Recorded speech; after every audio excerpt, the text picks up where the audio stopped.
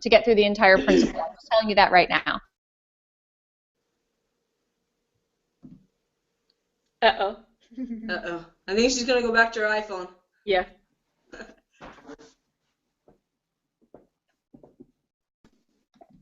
All right, I'm doing it this way. But since you guys don't need my PowerPoint, I can do it this way. But if I gave everybody the full 20 minutes for the principal, it wouldn't really give you a good idea of how fast 10 minutes goes. So I'm not as worried that you're getting through every single bullet point on the PowerPoint. I just want to see your style, how you engage the audience, some of your stories. What is your plan? How would you be as a workshop facilitator? So as I said, don't stress out about, oh my gosh, I have to get through all this information. Use us, use Angel and I as your audience, MaryBeth. Cool. We can be whoever you want us to be. We can be basketball coaches, youth coaches, whatever you decide, and we'll try to answer as if we were that type of a coach.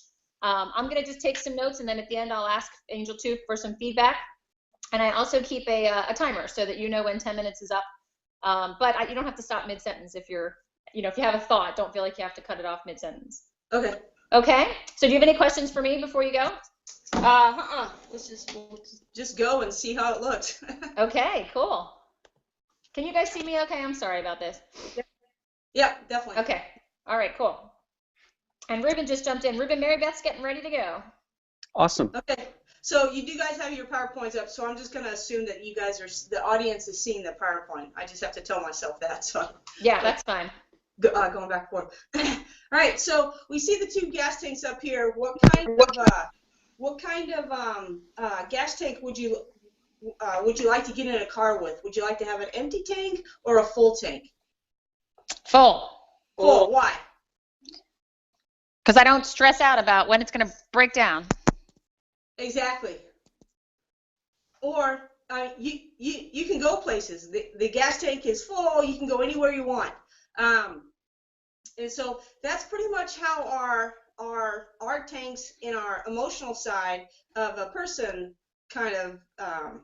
This is so much better when I was doing this yesterday. That's okay. Or this morning walking the dog. That's why it's called practice. Yeah, exactly. So yeah, so a full tank, you get to go somewhere. And so if we look at our second principle of the double goal coaching, that is filling the emotional tank. And so as athletes, we want our athletes to have that their emotional tank full. So if we kind of have that empty tank, and we've seen it before, we see the kids kind of slouch down, they're not really energetic and ready to go for practice, they're kind of pessimistic, they're really hard to coach actually. And so it's a much better athlete to have at that practice if their emotional tanks are full.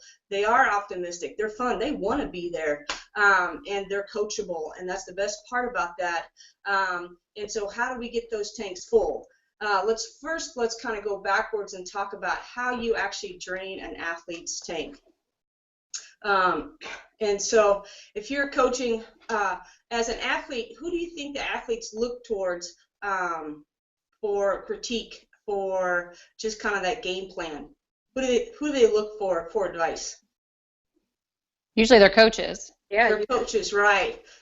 So if you're in a game, if you imagine you're in a game, it's clutch point, and we're in a basketball game, somebody takes a shot, it hits the rim. What would you think? How would you react, or what would drain that athlete's tank? Sorry.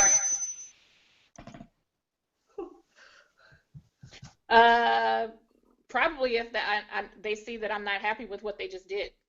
Right.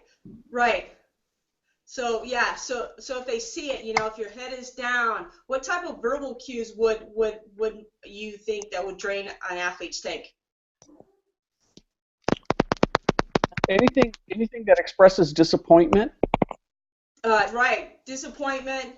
In the middle of a game, are you going to sit there and you're actually going to full on critique them and make sure that they get that point of how they can do better the next shot? In the moment, probably not. Yeah, in that moment, not. And so, but the worst things you could do is be sarcastic, ignoring. How many times have you seen when you take that shot and all of a sudden The worst thing you can see is that backwards, the backside of any kind of coach.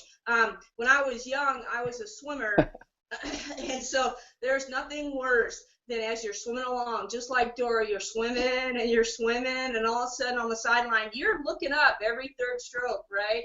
Well, for me, I look up every third stroke, and so all of a sudden you see your coach going like this on the sideline. There is nothing more horrible or more devastating for me as a swimmer.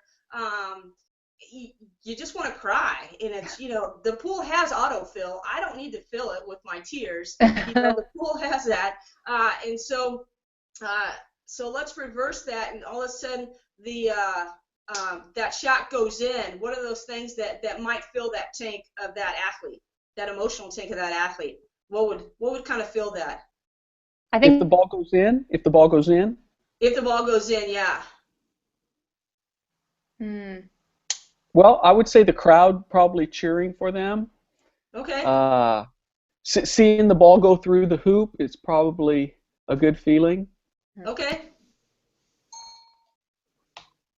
So other cues that could so they're excited. Woohoo! They made that shot. The crowd's excited. The coach is excited.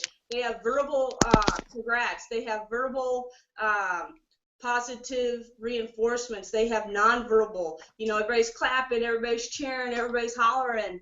But how can we fill that emotional tank when that shot does not go in? What would be some of the kind of things that might be able to you could do to kind of keep that tank full? Because we still need those players out there, right? We need that emotional tank full.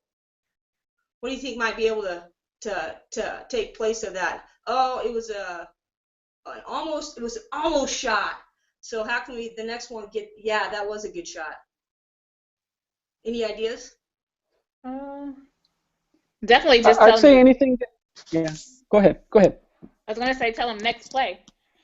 Next play. Awesome. That's good. I like that. keep it going. I had a coach that used to do this. Keep it going. Looks good. Oh, Looks good. Awesome. And so I think anything that conveys that you still believe in the athlete and you're still behind the athlete, supporting the athlete. Awesome. Very good. So you want kind of that truthful, specific, real quick. I mean, it's a split second, right? Emotion. And so I saw verbal, I saw nonverbal, and then verbal. And those are really good things as athletes are, it's a split second running back and getting on. And so, good. Awesome. And so with those, turn my page here real quick.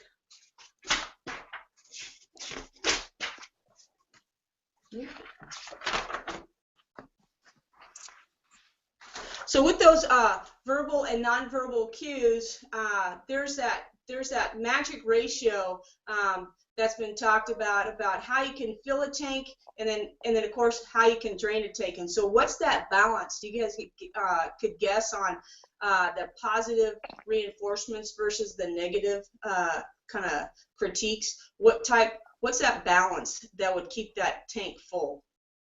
Any guesses? 50-50? 50-50. All right. I'm going to guess you have to do twice as many positives. Yes. Twice as many positives. Pretty close. So research has shown that there's a 5-to-1 ratio positive versus negative. And it happens in sports, it happens in school, and it happens actually in marriages, believe it or not. And so it's that magic ratio of positive versus critiques. Now, the biggest thing is it does take practice. For me, it took a little practice to get there. And the one thing, it doesn't mean good job. Okay, this is what we need to work on. It's not something like that. When I coach, I'm actually coaching now for track and field, and I coach the throwing events. And I'm new to my school, 6 months in, and what I've realized is my athletes have. So for throwing, just FYI, you have to push the implement. So put all your weight behind it and push it out. That's normally, and then the faster the ball goes, the farther it's going to go. And you have to be strong and all that. But what my athletes were doing is they were kind of pushing, but they're pulling, and so they were pulling all their energy away from that implement, and then following through, and so they were just having short throws. Their heads were down, and so when I got there, we just talked about how to throw, and then we talked about when they did a skill, when they did the full throw. I always talked about how did that feel, so I can gauge what they were doing. And so I can mechanically understand, do they actually understand their body movements? And so we're at a point now where I don't even have to say, hey, how did that feel? They're telling me exactly what they did wrong, so they're critiquing themselves. And so I'm like, yes. I'm like, well, now what did you do right? I'm like, and so then they followed through, because it's power position. It's so technical. And so we just talk about each aspect of that throw, and then the whole time I am shaking my head, I am clapping, I'm high-fiving, and so it's really a balance between that. So find out what your ratio is or your balance is, and start taking notes. As you're at that moment, you might not want to take notes, but maybe take notes afterwards and kind of go, okay, I did this right, I did this wrong. And if you look in your book on page 34, I believe it's 34, there's some great emotional tank toolkit. There's about 9 steps that are 9 kind of items that really kind of help you kind of gauge maybe how you can fill your emotional tank of your athletes. And I think All right. Nice job. Right on time. Oh, really? All right. Yeah. No, that was good. I thought that was like 2 minutes. No. Did you feel like you were going fast? Oh, yeah, but I do that anyway, so I'm a fast talker. No, it's good. I thought your pace was very good. I think one of the things I wrote down at first was I like the energy in your voice. You have a passion and energy that conveys itself in your voice, and it keeps my attention. It makes me want to listen to you, and I thought that was good. I didn't think you you did seem like you were going through it pretty quickly, but that's something with the more you do it, the more you'll